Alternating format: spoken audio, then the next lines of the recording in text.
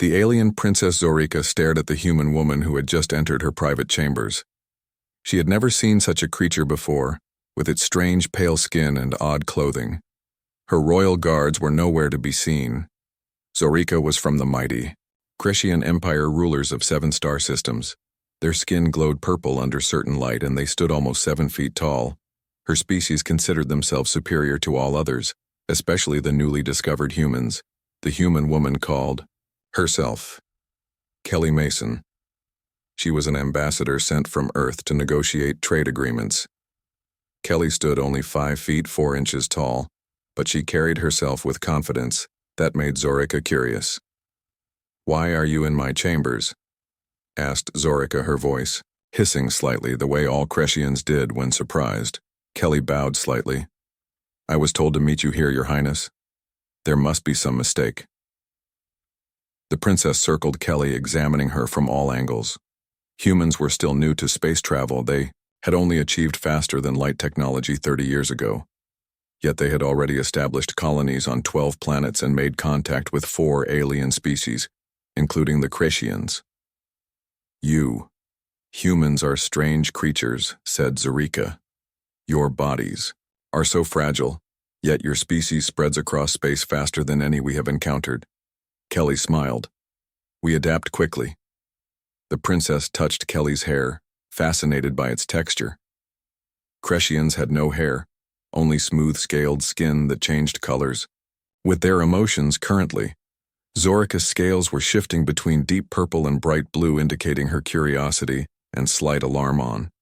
This day, an important diplomatic meeting was scheduled between the Crescian Royal Council and the human delegation. Kelly had been selected because of her background in xenobiology and her natural talent for languages. She had learned basic Crescian in just 3 months, a feat that impressed even the royal language masters. "Do all humans look like you?" asked Zorica. Kelly laughed softly. "No, Your Highness. We come in many shapes, sizes, and colors, just as I imagine your people do." This intrigued the princess. Her people varied only slightly in height and scale pattern. The idea of a species with such diversity was fascinating. The human delegation included 4 other members: Samantha Green, the lead diplomat; Laura Bell, the military attaché; Patty Johnson, the trade specialist; and Olivia White, the cultural expert. They were waiting in the grand hall for the negotiations to begin, but Kelly had been separated from them and directed to the princess chambers by mistake. "Your Majesty, I believe I should rejoin my team," said Kelly. "Wait," commanded Zorica. "Tell me more about Earth." Kelly hesitated, knowing the diplomatic protocols required her to be at the meeting. But the chance to speak directly with the princess was too valuable to pass. "Earth is beautiful," she said. "It has vast oceans that cover most of its surface, mountains that reach toward the stars, forests filled with countless forms of life, and cities that glow at night." Zorica listened with growing interest. The Crescian homeworld was mostly desert with small seas. They had conquered other worlds with more water, but nothing that sounded like Earth. The princess moved to a control panel on the wall, touching several symbols. A holographic display appeared, showing images of Earth that Crescian scouts had taken. "Is this your world?" asked Zorica. Kelly nodded, feeling a surge of pride. "Yes, that is Earth." The human woman pointed to different locations on the hologram, telling Zorica about the Amazon rainforest, the Himalayan mountains, the Pacific Ocean, and the great cities. New York City shone brightly in one image. Zorica had been raised to believe that humans were a primitive species barely worth the Empire's attention. But looking at these images and listening to Kelly speak, she began to wonder if her teachers had been wrong.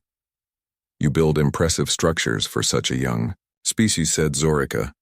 "We have been on our world for a very long time," replied Kelly. "Our civilization is young in space but ancient on Earth." This surprised the princess. The Crescians had achieved space travel 10,000 years ago. They considered themselves one of the oldest civilizations in the known galaxy. "How have you advanced so quickly?" asked Zorica. Kelly thought carefully about her answer. "We face challenges and overcome them. We learn from our mistakes. We work together when necessary." The princess considered this Crescian society discouraged failure. Their education system punished mistakes severely. Perhaps this was why they had begun to stagnate technologically in recent centuries. A chime sounded in the room, indicating that the diplomatic meeting was about to begin. "I must go," said Kelly. The negotiations, Zorica made a decision that would change the course of both their civilizations. "I will accompany you. These talks are too important for me to miss." This was unprecedented. The princess rarely attended diplomatic functions, preferring to let her ministers handle such matters. Together they walked through the grand corridors of the palace. Zorica, towering over Kelly, guards and courtiers stared in shock seeing their princess, walking alongside a human as if they were equals. When they entered the grand hall, the other human delegates looked relieved to see Kelly. The Crescian ministers appeared confused by the presence of the princess. Kelly introduced Zorica to Samantha, who bowed deeply. The negotiations lasted for hours. Zorica watched in fascination as the humans presented their proposals. They offered technology exchange, cultural programs, and mutual defense agreements. Their terms were fair, even generous. The Crescian ministers were suspicious, insisting that the humans must have hidden motives. No species would offer such favorable terms without expecting something significant in return. Kelly explained that humans believed in building relationships that benefited all parties. "We do better when those around us do better," she said. As the talks progressed, Zorica found herself speaking up, supporting several human proposals. The ministers were shocked, but none dared contradict their princess. By the end of the day, a preliminary agreement had been reached. The humans would share their agricultural technology, which could transform the desert regions of the Crescian homeworld. In exchange, the Crescians would provide access to their advanced medical knowledge. When the meeting concluded, Zorica approached Kelly once more. "You have given me much to think about, human," she said. Kelly smiled. "We look forward to a long and prosperous relationship between our peoples." The princess returned to her chambers, her mind filled with new ideas. Her people had conquered their way across the stars. But perhaps there was another path, one that involved cooperation rather than subjugation. That night Zorica could not sleep. She paced her royal suite, thinking about the humans and their strange ways. Her most trusted advisor, Thrax, entered. After a soft knock, "My princess, you seem troubled," he said. Zorica turned to face him. "I met a human today. She made me question many things." Thrax frowned, his scales turning a worried amber. "They are dangerous, these humans. They spread too quickly, adapt too easily. We should crush them now before they become a real threat." The princess shook her head.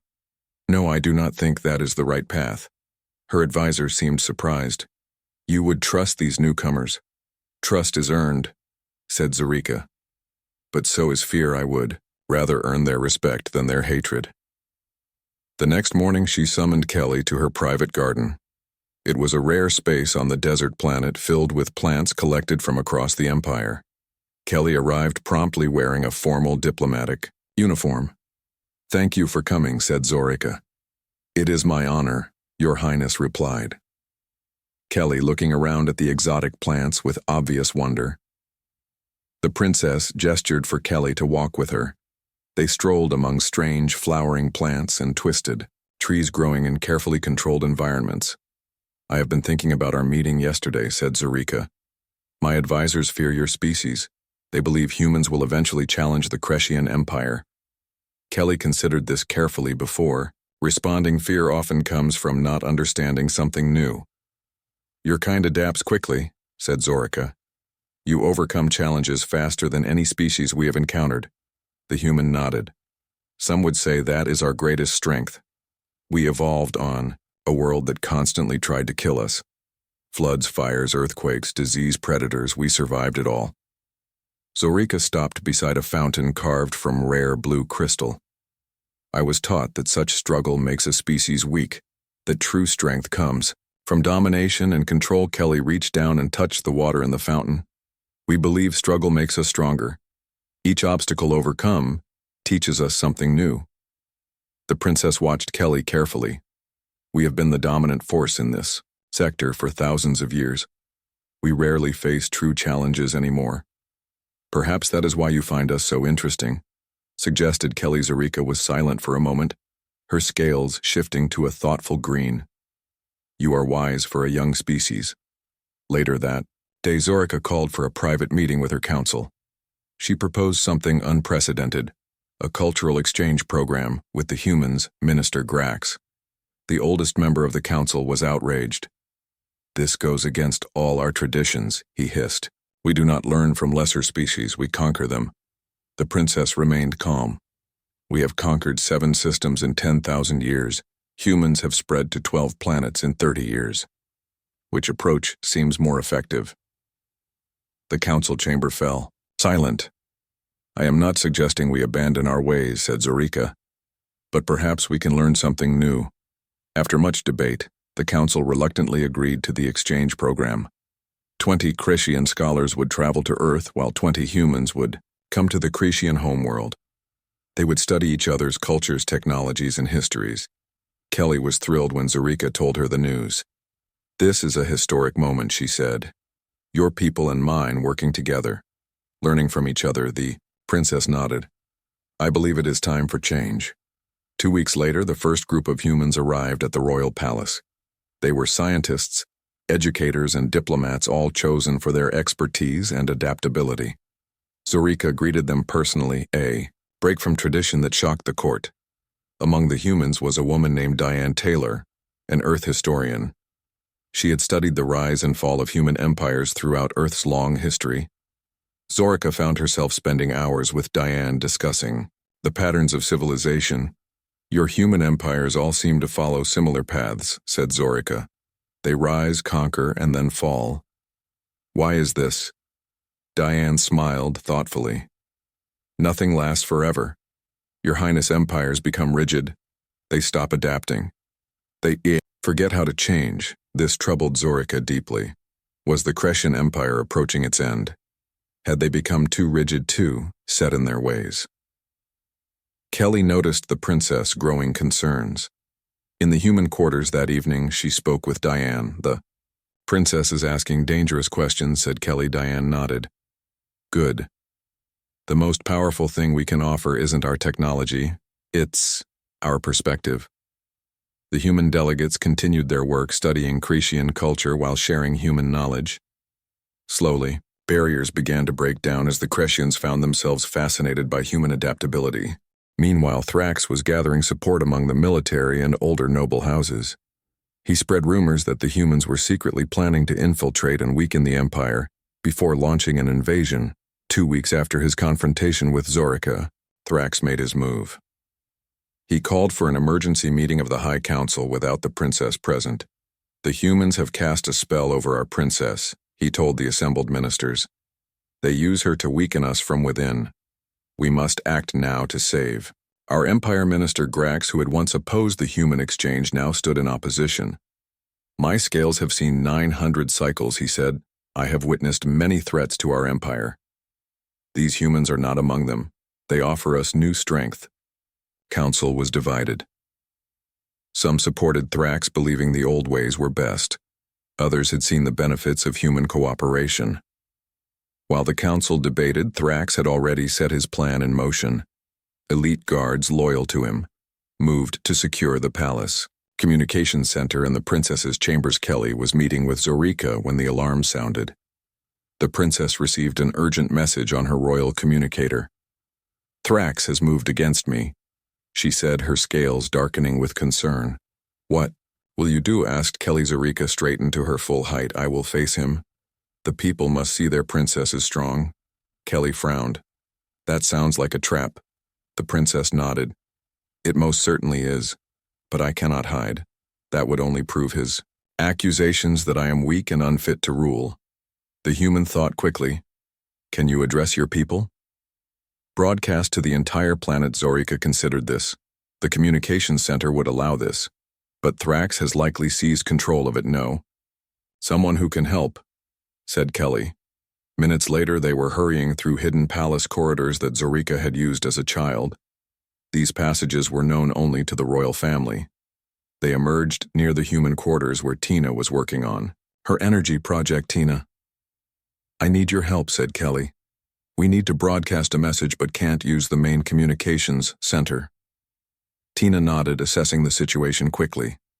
The shield system we built has its own communication array we can modify it to broadcast planet-wide. They worked rapidly, Tina reprogramming the shield system while Kelly helped Zurika prepare her message. The princess had never addressed her entire world before. Such communications were usually filtered through ministers. She was nervous but determined. "We are ready," said Tina. Zurika stood before the makeshift broadcast station, Kelly at her side. "People of Cretia." The princess began.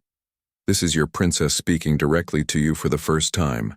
Some claim I have been weakened by my contact with humans, that I have betrayed our empire by seeking new knowledge. But I ask you this. What is the greater betrayal? To explore new paths that might strengthen us, or to cling to old ways that may lead to stagnation?" She spoke. Images appeared on screens across the planet, showing the new agricultural fields, the improved energy systems, the medical advances, all products of human Cretian cooperation. "For 10,000 years," she continued, "we have dominated through strength. But true strength comes not just from conquest but from wisdom. The wisdom to recognize opportunity, the wisdom to adapt, the wisdom to grow." In the council chamber, the ministers watched in shock as their princess addressed the people directly. Such a thing had never happened before. In the military barracks, soldiers paused, listening to her words. In homes and public spaces across the planet, ordinary Cretians heard their princess speak with clarity and conviction. "I do not ask you to abandon who we are," said Zurika. "I ask you to help our empire become even greater by embracing new knowledge while honoring our traditions." When she finished speaking, the planet was silent. Then communication channels began to light up, ordinary Cretians expressing support for their princess. Messages came from military commanders, scientists, ordinary workers, all pledging loyalty to Zurika. In the council chamber, Thrax watched as his support crumbled. The ministers turned against him, seeing the people's response. Guards, loyal to the princess, entered the chamber. Thrax was arrested for treason. The crisis had been averted, but things would never be the same. Zurika had changed the relationship between the royal family and the people. By speaking directly to them, she had created a new kind of bond. That evening, as calm returned to the palace, Zurika met with Kelly in the royal garden. "You have caused quite a revolution," said Kelly with a smile. The princess looked thoughtful. "Is that what humans call it when everything changes?" Kelly nodded. "Then yes," agreed Zurika. "A revolution, but a peaceful one, I hope." The human sat beside her friend, for they were truly friends now. "Your people responded well to your message. They support you." The princess nodded. "They support progress. They see the benefits of our cooperation.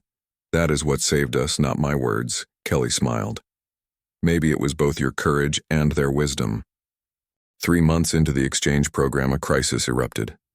A massive solar flare from the Cretian sun threatened to destroy the planet's communication systems. Such events happened rarely, but when they did, they caused great damage. The Cretian engineers prepared to shut down all systems and wait for the storm to pass, as they always had. It would mean weeks of isolation and disruption. The human scientists, led by a woman named Tina Russell, proposed a different solution. They had faced similar problems. On Earth, colonies, she suggested creating an electromagnetic shield using modified versions of human technology, combined with Cretian power systems. The royal engineers scoffed at the idea. It would never work. They said their systems were incompatible. Zurika listened to both sides. Then she made her decision. "We will try the human solution. If it fails, we revert to our original plan." The engineers protested, but the princess was firm. For 3 days, the humans and a small team of younger Cretian engineers worked nonstop. They built prototypes, tested systems, and made countless adjustments. Kelly coordinated between the teams, ensuring clear communication. Zurika visited the workshop frequently, watching with interest as humans and Cretians worked side by side. Despite language barriers and technological differences, they found ways to collaborate. The day before the solar storm was due to hit, they activated the shield. The entire palace held its breath as power flowed through the hybrid system. At first, nothing happened. Then slowly a shimmering dome of energy formed above the capital city. When the storm hit, the shield held. The communication systems remained operational. Transportation continued to function normally. What would have been a planetary disaster became merely an interesting light show in the sky. The success changed everything. Suddenly, the Crescian engineers wanted to learn more about human technology. The scholars wanted to understand human adaptability. Even Minister Grax admitted that perhaps the humans had some value. Zurika watched it all with satisfaction. The exchange program was expanded. More humans were invited to the Crescian homeworld, and more Crescians traveled to Earth and its colonies. 6 months after their first meeting, Zurika invited Kelly to a private dinner in the royal chambers. They had become something like friends, though neither would have used that word. "You have changed things," Kelly said as they dined on foods from both worlds. The princess tilted her head. "I only opened a door. Your people walked through it, but few leaders would open such a door," replied Kelly. "Most would see only threat, not opportunity." Zurika was silent for a moment, her scales shifting to a soft purple of contemplation. "I saw something in you that first day. A strength that did not come from dominance. It made me curious." The human smiled. "That curiosity may have saved many lives. The solar shield is being adapted for all Crescian worlds." The exchange of ideas continued. To benefit both species, humans learned from Crescian medical science, extending their lifespans and curing diseases that had plagued them for centuries. The Crescians adopted human agricultural methods, turning barren deserts into fertile farmland. But not everyone was pleased with these developments. A faction of conservative Crescians led by Thrax believed the humans were corrupting their ancient culture. They saw the changes as weakness, a dilution of Crescian superiority. One evening, as Zurika was returning from a meeting with human scientists, Thrax confronted her in a palace corridor. "You betray our people with these alien ideas," he hissed. His scales were blood red with anger. The princess stood her ground. "I strengthen our people by helping them grow and adapt." Thrax stepped closer. "You were once worthy of your royal blood. Now you consort with lesser beings, learning their weak ways." "It disgusts me." Guards stood nearby but made no move to intervene. Many shared Thrax's views. Zurika remained calm. "Our empire has existed for 10,000 years because it adapted. It changed when necessary. That is what I am doing now. You are destroying everything we are," hissed Thrax. The princess shook her head. "I am ensuring we survive for another 10,000 years." News of the confrontation spread quickly throughout the palace. The conservative faction grew bolder, criticizing the princess openly in court. Some called for her removal, suggesting she had been mentally compromised by human influence. Kelly heard about the growing tension from Diane, who had developed sources throughout the palace. "This could get dangerous," said Kelly. "They might try to remove her." The human delegates discussed the situation in their quarters that night. "We need to be careful," said Samantha. "We can't be seen interfering in Crescian politics, but we can't abandon her either," argued Kelly. "She risked everything to work with us." Tina, who had led the SHIELD project, spoke up. "Perhaps we don't need to interfere directly. We just need to prove beyond any doubt that cooperation benefits the Crescians more than isolation." The humans developed a plan. They would accelerate several joint projects showcasing immediate and dramatic benefits to Crescian society. Tina focused on energy production, adapting human fusion technology to work with Crescian systems. It would double the Empire's energy output within months. Olivia worked with Crescian cultural ministers to develop educational programs that preserved traditional values. While incorporating new ideas, Patty fast-tracked trade agreements that would bring rare resources to Crescian worlds at favorable rates. They worked around the clock, knowing that Zurika's position grew more precarious by the day. 1 year after Kelly first stepped into the princess's chambers, a grand ceremony was held in the palace plaza. Thousands of Crescians gathered to witness a historic event, the signing of the first formal alliance between the Crescian Empire and Earth. The plaza had been transformed. Plants from Earth grew alongside Crescian flora, creating a beautiful blend of both worlds. Banners in the colors of both species hung from every building. Zurika stood on a raised platform wearing formal royal attire. Her scales were polished to a brilliant sheen shifting between royal purple and confident gold. Kelly stood nearby with the human delegation all dressed in their finest uniforms. The alliance was more than a military agreement. It established cultural exchange programs, joint scientific research, permanent diplomatic missions, and free trade zones. It was unprecedented in Crescian history. They had never treated another species as an equal before. Zorika stepped forward to address the crowd today. "Marks a new chapter for our empire," she said. "For too long we have measured our greatness by the worlds we conquered. Now we will measure it by the friends we make, the knowledge we share, and the progress we create together." The crowd cheered. Crescians had always been proud of their empire, but this new direction had brought tangible benefits. Their lives were improving in measurable ways. Energy was more plentiful, food, more abundant medicine, more effective. All thanks to cooperation with humans. Kelly spoke next, representing Earth and its colonies. "We come from different worlds," she said. "We look different, speak different languages, have different histories. But we have discovered something important. We are stronger together than apart. Our differences make us stronger, not weaker. When we share what makes us unique, we all benefit." After the speeches, Zorika and the Earth ambassador, a woman named Heather Williams, signed the formal alliance documents. A great cheer rose from the crowd. Later at the celebration banquet, Zorika found a moment alone with Kelly. They stood on a balcony overlooking the capital city, which glittered with lights in the desert. "Night. I must return to Earth soon," said Kelly. "My assignment here is ending." The princess felt a strange sadness. She had grown fond of the human. "You will be missed," Kelly smiled. "I hear they are sending someone very capable to replace me." A diplomat named Susan Taylor. Zorika nodded. "I'm sure she is qualified, but she is not." You, the human, looked surprised by the princess's words. "Is that sentiment I detect, Your Highness?" "Perhaps," laughed Zorika. "You humans are contagious in many ways." They stood in comfortable silence watching the stars. "Will you visit Earth?" asked Kelly. The princess considered. It would be unprecedented. No Crescian royal had ever visited another species' homeworld. "I think I must," she said. "If we are truly to understand each other, I should see your world as you have seen mine." The news that Princess Zorika would visit Earth created a sensation throughout the empire. Some traditionalists protested, but most Crescians were intrigued.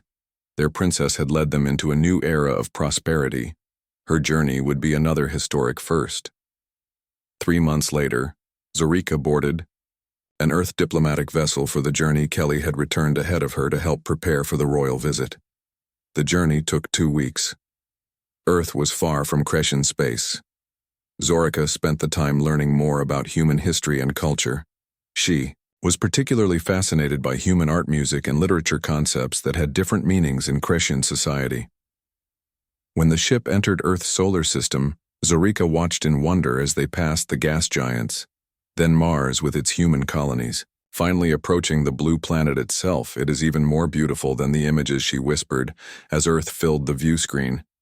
The ship landed at a special facility built to accommodate the Crescian delegation. Earth gravity was slightly stronger than what Zorika was accustomed to, but she had trained for months to prepare. Her medical team had created special treatments to help her adapt. Kelly was waiting when Zorika descended from the ship. The human beamed with pride as she welcomed the princess to Earth. A crowd had gathered to witness the arrival, carefully selected representatives from Earth's nations and colonies. Zorika towered above them all, her purple scales gleaming in Earth's sunlight. For the next month, the princess toured Earth, visiting its great cities, natural wonders, and cultural landmarks. She saw the oceans that covered most of the planet, the mountains that reached toward the sky, the forests teeming with life. She met humans from all backgrounds, learning about their diverse cultures and traditions. Everywhere she went, she was treated with respect and curiosity. Humans were naturally inquisitive, and the princess answered their questions with patience and grace. The visit culminated in a special session of The United Earth Council, where representatives from all human territories gathered, Zorica addressed them, sharing her vision for continued cooperation between their species. "I have traveled your beautiful world," she said. "I have seen the truth of what makes humans special. You embrace change, you celebrate diversity, you turn challenges into opportunities. These are qualities my people can learn from, just as you can learn from our stability, our patience, our long view of history. Together, we will build something greater than either of us could create alone." The council chambers erupted in applause. That evening at a final reception, Kelly found Zorica on a balcony overlooking New York City. "What do you think of Earth now?" asked Kelly. The princess was quiet for a moment, considering. "I think I understand humans better now. I see why you adapt so quickly, why you value diversity, why you believe cooperation can be as powerful as conquest." Kelly nodded. "Our world taught us those lessons, sometimes harshly. I will take these lessons back to my people," said Zorica. "This visit has changed me." The human smiled. "That is what exploration does. It changes us." When Zorica returned to the Crescian homeworld, she brought with her, not just formal agreements and technical knowledge, but a new perspective.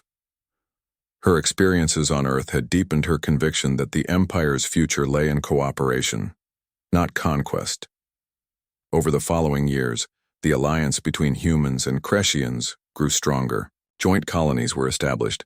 Research teams made breakthrough discoveries. Space fleets conducted joint exercises.